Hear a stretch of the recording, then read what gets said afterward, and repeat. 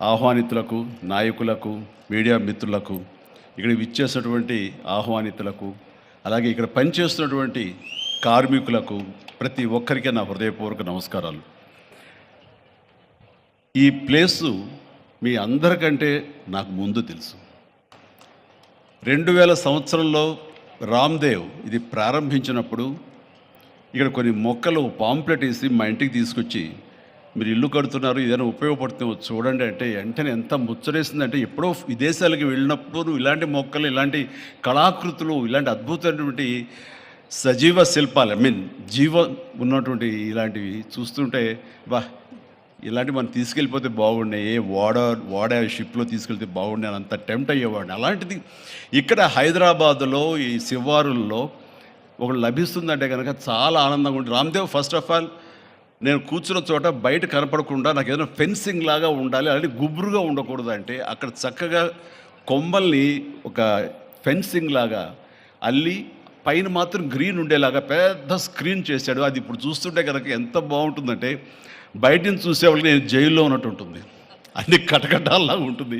అది అద్భుతమైన కళాఖండగా నేను ఫీల్ అవుతుంటాను. అట్లాగే చాలా అద్భుతమైన చెట్లు కొన్ని మా ఇంట్లోనే పెట్టుకున్నాను. ఇవి ఎప్పుడో 2002లో 2003లోనో మా ఇంట్లో పెట్టుకున్నాను. అప్పటి నుంచి నాకు అంత ప్యాషన్.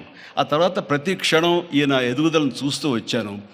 ఎక్కడ నాకు ఈయన రామ్దేవ్ ఒక వ్యాపారవేత్తలా కనబడ్డాడు, ఒక కళాకారుల్లా కనబడతాడు. అందుకే నా మనసుకి అత్యంత దగ్గరగా అయ్యాడు. ఆ తర్వాత ఏదైనా వస్తే కనుక చూస్తారా మొక్కలు అంటే, ఇదివరకంటే ఏదో వేలల్లోనో లక్షల్లోనూ చెప్పేవాడు, ఇప్పుడు కోట్లలో ఉందంట కదయ్యా. నేను ఇప్పుడు నా సంపద అంతంత మాత్రమే ఉంది, కొనలేనేమో అన్నారు. కానీ చూడండి సార్, వస్తే మీరే టెంప్ట్ అవుతారు.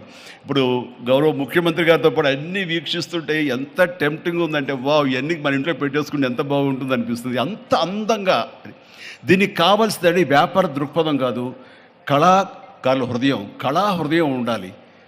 నా మటుకు నేను అతని ఒక కళాకారుడుగాను, ఒక ఆర్టిస్ట్గా చూస్తాను. నేను అంత తపన లేకపోతే, అంత ఇష్టం లేకపోతే సుదీర్ఘకాలం 24-25 ఇయర్స్ పాటు దీని మీద ఎక్స్పెరిమెంట్ చేస్తూ, ఎన్నో చోట్ల రీసెర్చ్ చేస్తూ, ఎక్కడెక్కడ ఏమేమి మొక్కలు దొరుకుతాయి, ఎక్కడెక్కడ ఈ శిలాకృతులు దొరుకుతాయి, ఆ శిలలు ఇక్కడ ఎలా తీసుకురావాలి అని దాని మీద అది దుర్భేద్యం అనుకోకుండా ఇది సాధ్యమే, ఇది మన ప్రాంతం వాళ్ళకి, మన హైదరాబాదుకి, మన స్టేట్కి అందం తీసుకొచ్చేది, మన దేశంలోనే గొప్పగా చెప్పినటువంటి గొప్ప పార్క్ అవుతుందని ఆయన మనసులో మెదిలిన ఆలోచన, ఆయన పడ్డ కష్టం, తీసుకున్న శ్రమ ఈ రోజున ఇక్కడ అద్భుతమైన కళాఖండంగా ఇన్ని ఎకరాల్లో చోటు చేసుకుందంటే కనుక నభూతో నా భవిష్యత్తు.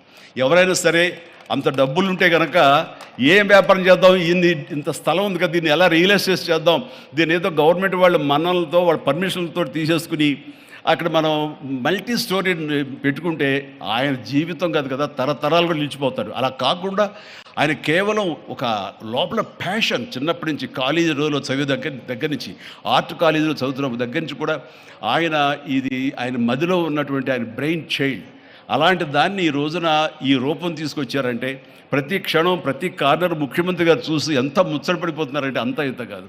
ఎలా చేశారు, ఇది ఎలాగొచ్చింది, అది ఎలా వచ్చింది అని అడుగుతున్నారు. నేను కొన్ని అడుగుతున్నాను. అడిగి ఇది షూటింగ్స్కి ఇస్తారా రామ్దేవ్ అని అడిగితే, ఇస్తానండి, కానీ ఫస్ట్ షూటింగ్ మీదైతేనే అన్నాడు.